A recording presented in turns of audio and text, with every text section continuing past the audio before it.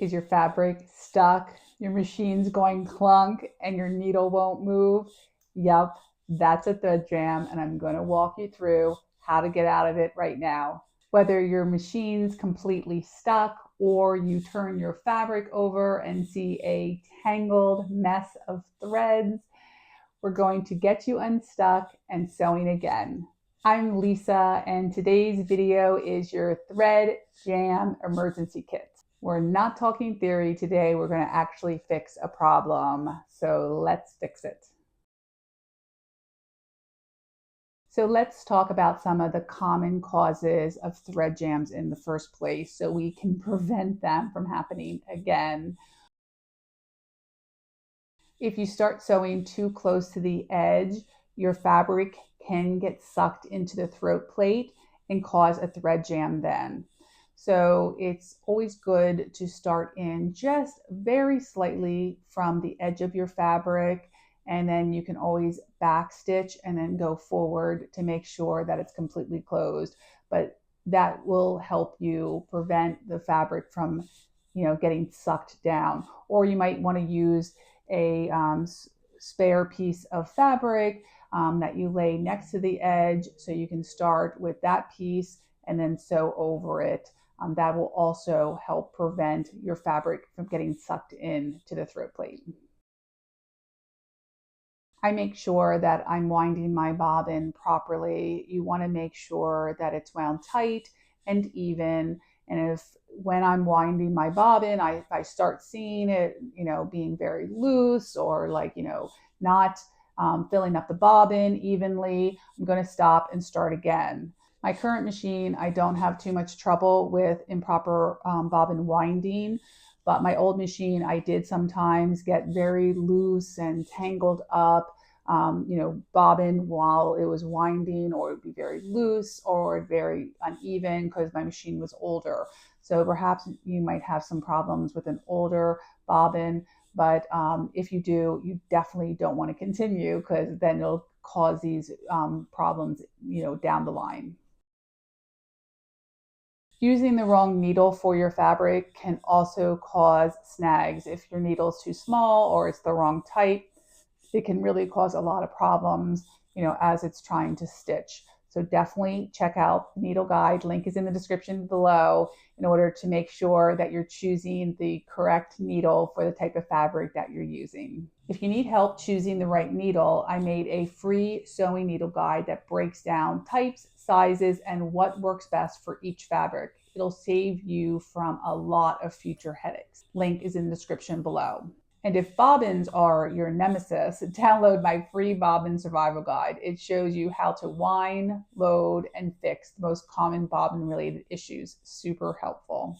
Link is in the description below. I'm always very careful when I'm threading my machine. I make sure I don't miss any steps. I also start threading my machine with the presser foot raised up. That releases the tension dials, so the thread can easily go through those tension dials.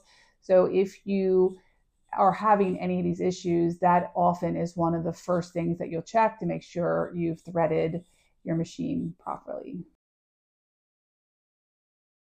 And I make sure that I clean out any dirt, dust, or lint around my bobbin or the feed dogs, because having a lot of lint in these areas can cause these tangles of the thread.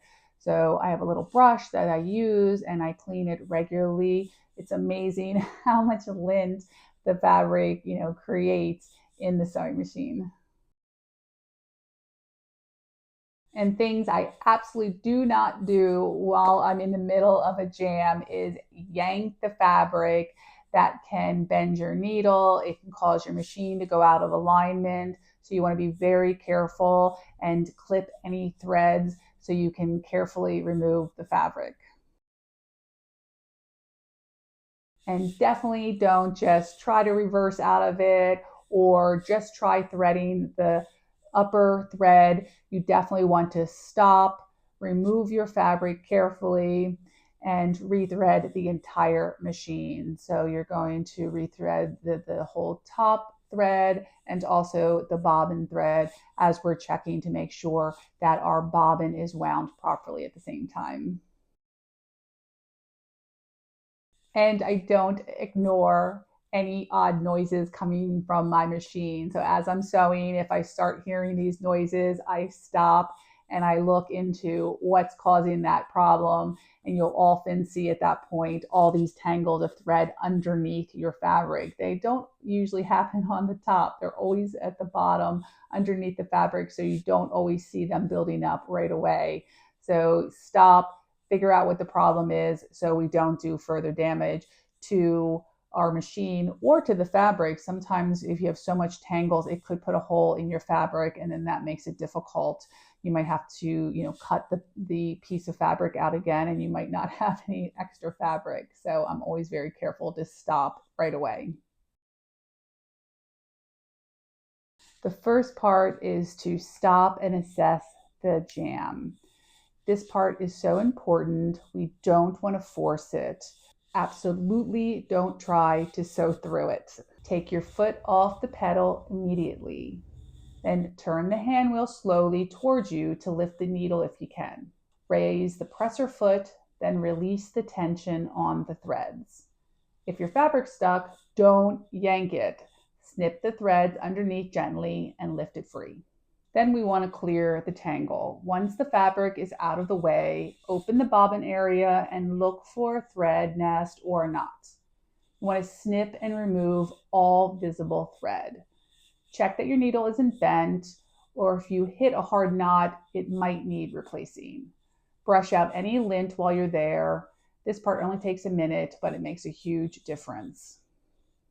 Now that I've cleared the jam, I want to have a fresh start. So first I'm going to remove the top thread and rethread the entire machine from scratch. Even if it looks fine, I want to make sure everything is threaded properly. I'm going to take out the bobbin and also reinsert it correctly and properly.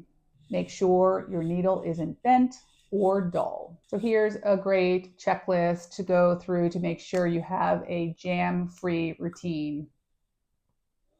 Clean out the lint, use the right needle, wind and insert the bobbin correctly, rethread from scratch if anything feels off, test my stitch on a scrap piece of fabric, and start 1/4 inch in from the edge of my fabric. These tiny steps help me have smooth sewing and prevent mid-project panics. And if you want to avoid thread jams altogether, check out this video here where I go into more in depth of how to prevent these thread jams. And if you've enjoyed this video, please like and subscribe.